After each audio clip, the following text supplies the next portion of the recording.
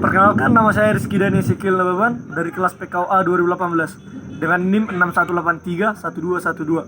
Di sini saya akan mempresentasikan ilmu kesehatan mental.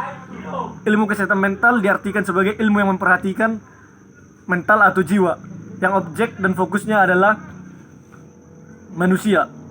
Mental dalam arti mens atau mentis, yang artinya nyawa, sukma, roh atau semangat. Sedangkan hygiene merupakan ilmu tentang kesehatan. Apa yang dimaksud dengan mental? Yang pertama, ada yang bermental jelek. Kedua, mental sebelum bertanding. Dan ketiga, ada mental kita tidak boleh menganut mental inlander, yang artinya kepribadian atau rendah diri.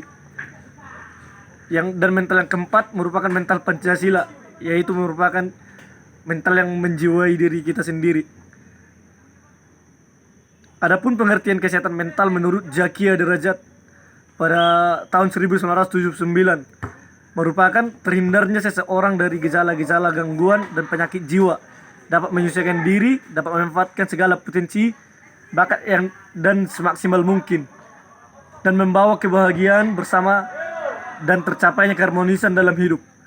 Pengertian kesehatan mental yaitu kemampuan individu untuk menyesuaikan diri sendiri, orang lain, masyarakat, lingkungan, atau perwujudan keharmonisan. Fungsi mental dan kesanggupan kesehatan mental menghadapi masalah yang bisa terjadi. Individu merasa puas dan mampu. Dan pengertian kesehatan mental menurut WHO, di mana kesehatan mental suatu kondisi sejahtera di mana individu dapat merealisasikan kecakapannya, dapat melakukan coping dan kontribusi dalam kehidupan dan komunitasnya.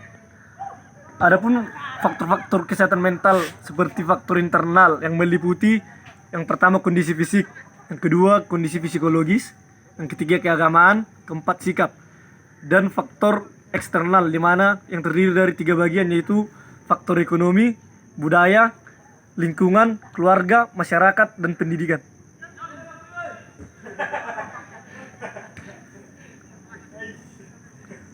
Dan kemudian materi yang kedua yang saya bawakan berjudul aspek-aspek kesehatan mental, di mana terdiri dari tiga bagian, yaitu preventif, terapeutis, dan kuratif. Preventif terdiri dari dua bagian, yaitu bersifat pencegahan, dan kedua dimulai dari lingkup keluarga dan sekolah. Sedangkan dari aspek terapeutis, yang pertama intervensi terhadap gangguan mental ringan, dan kedua mencegah terjadinya gangguan mental. Dan aspek yang ketiga yaitu kuratif, di mana yang pertama terdiri dari intervensi terhadap penyesuaian diri, penanganan oleh psikiater.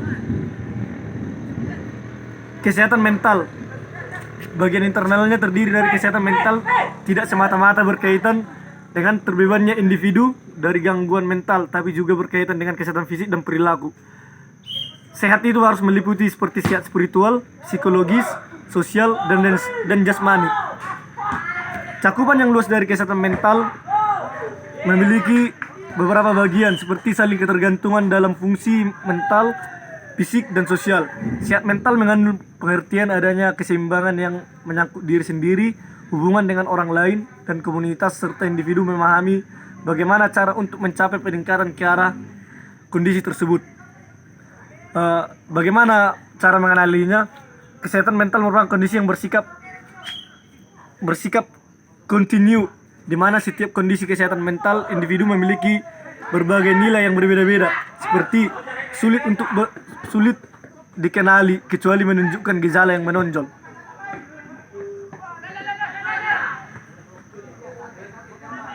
Dan materi yang ketiga adalah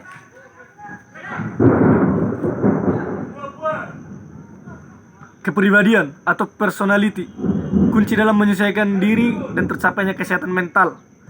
Personality atau personal dalam bahasa Latinnya artinya topeng.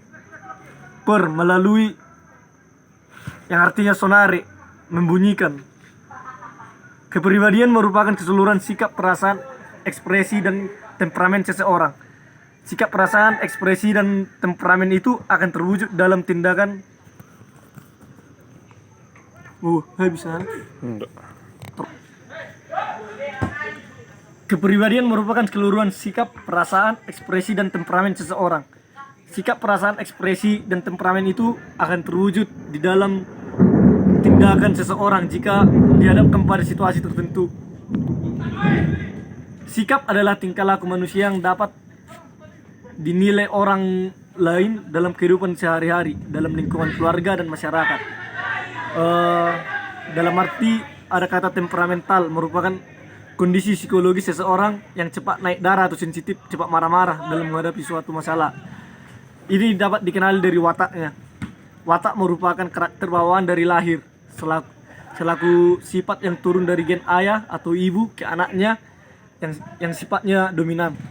Watak bisa mempengaruhi tingkah laku, dan tingkah laku terwujud dalam perilaku.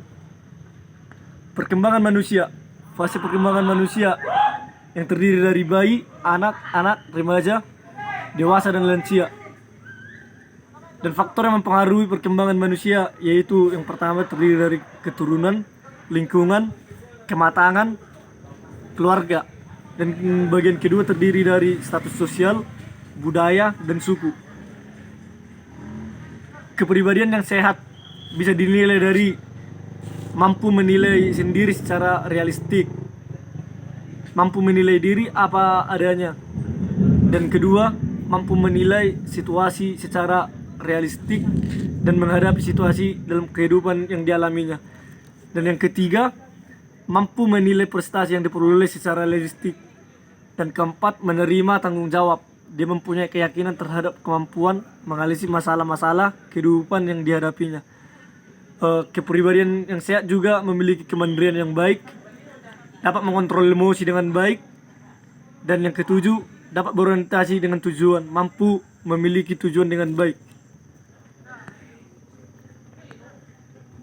Dan kebalikan dari situ, kepribadian tidak sehat dapat dilihat dari beberapa aspek berikut seperti mudah marah, menunjukkan kekhawatiran dan kecemasan, sering merasa